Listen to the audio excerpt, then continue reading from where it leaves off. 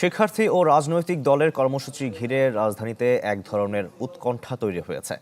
এতে কিছুটা কমেছে ব্যক্তিগত ও গণপরিবহন চলাচল। প্রয়োজন ছাড়া বাড়ির বাইরে বের হচ্ছেন না নগরবাসী। বেড়েছে অটোরিকশা চলাচল। বাস সংকটে গন্তব্যে যেতে বাড়তি খরচ করতে হচ্ছে অফিসগামী যাত্রীদের। রাজধানীর গুরুত্বপূর্ণ মোড়ে অবস্থান নিয়ে আছেন আইন শৃঙ্খলা বাহিনীর সদস্যরা।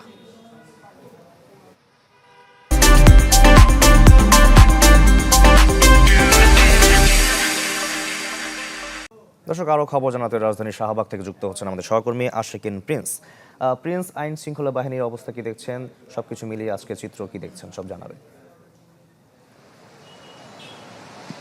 শাকিল, আমি রয়েছি রাজধানীর একটি গুরুত্বপূর্ণ মোড় শাহবাগ মোড়ে, এবং শাহবাগ মোড়ে এর আগে আমরা দেখেছি যে স্বাভাবিক সময় এবং কারফিউ শিথিল থাকার সময়ও আমরা দেখেছি যে শাহবাগ মোড়ে যানবাহনের প্রচুর চাপ থেকে জ্যাম লেগে থাকে। তবে এখনকার চিত্র যদি আপনাকে দেখাই তাহলে শাহবাগ মোড়ে চিত্র বলতে বলা যায় যে এখানে গণপরিবহনের সংখ্যা একেবারেই কম। হাতে গোনা কয়েকটি গণপরিবহন চলাচল করছে, তো প্রচুর পরিমাণে রিক্সা চলাচল করছে, সিএনজি এর সংখ্যাও কম, তবে মোটরসাইকেল চলাচল করছে। অর্থাৎ আজকে কিন্তু সকাল 6টা থেকে রাত 9টা পর্যন্ত কারফিউ শিথিল রয়েছে। এর আগেও আমরা দেখেছি যে কারফিউ শিথিল থাকা অবস্থাতে এই শাহবাগ মোড়ে প্রচুর যানজট থাকে, গাড়ির চাপ থাকে। সেই চিত্র এখন একেবারেই নেই বললেই চলে। যারা ঘরের বাইরে বিভিন্ন কাজে বের হয়েছেন তারা কিন্তু স্বাভাবিকভাবে স্বচ্ছন্দেই এই শাহবাগ মোড় দিয়ে যাতায়াত করতে পারছেন। কোনো রকম বিশৃঙ্খলের পরিস্থিতি এখানে নেই।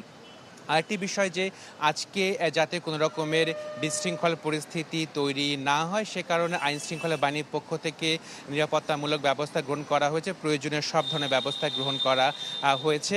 তবে যদি আমরা আজকে সার্বিকভাবে ঢাকার চিত্রের কথা বলি তাহলে বলা যায় যে রাস্তায় গণপরিবহনের সংখ্যা হাতে গোনা কয়েকটি রয়েছে, ব্যক্তিগত গাড়ির সংখ্যাও কম, তবে প্রচুর পরিমাণে রিক্সা চলাচল করছে, মোটরসাইকেল চলাচল করছে। আইন শৃঙ্খলার পরিস্থিতি এখন পর্যন্ত স্বাভাবিক রয়েছে। শাকিল। প্রিন্স, আপনাকে ধন্যবাদ আমাদের সঙ্গে যুক্ত হওয়ার জন্য। এবার আমরা চলে যাব রাজধানীর যাত্রাবাড়িতে। সেখানে রয়েছেন আমাদের আরেক সহকর্মী নাফিউল ইসলাম লিংকন।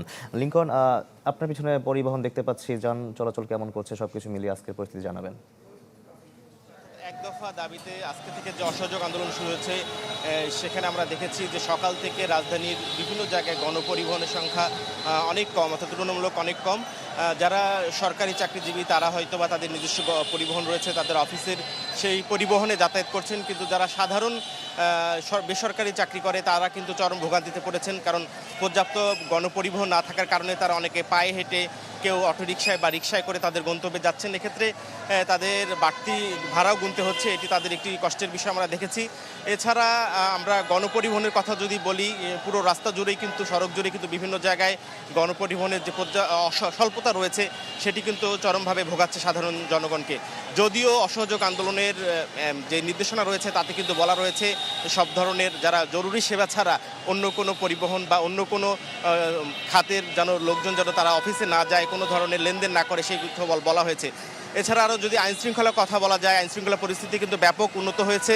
আমরা দেখেছি যে রাস্তা জুড়ে বিভিন্ন জায়গায় বিজিবি সদস্য, পুলিশ, র্যাব, আনসার সহ বিভিন্ন জায়গায় সরকারি স্থাপনার সামনে মোতায়েন করা হয়েছে, এবং সাধারণ জনগণের যেন কোনো ধরনের জানমালের ক্ষয়ক্ষতি না হয় এবং কোনো ধরনের সহিংসতা পরিস্থিতি তৈরি না হয় সেক্ষেত্রে কিন্তু ব্যাপকভাবে আইনশৃঙ্খলা বাহিনী মোতায়েন রয়েছে।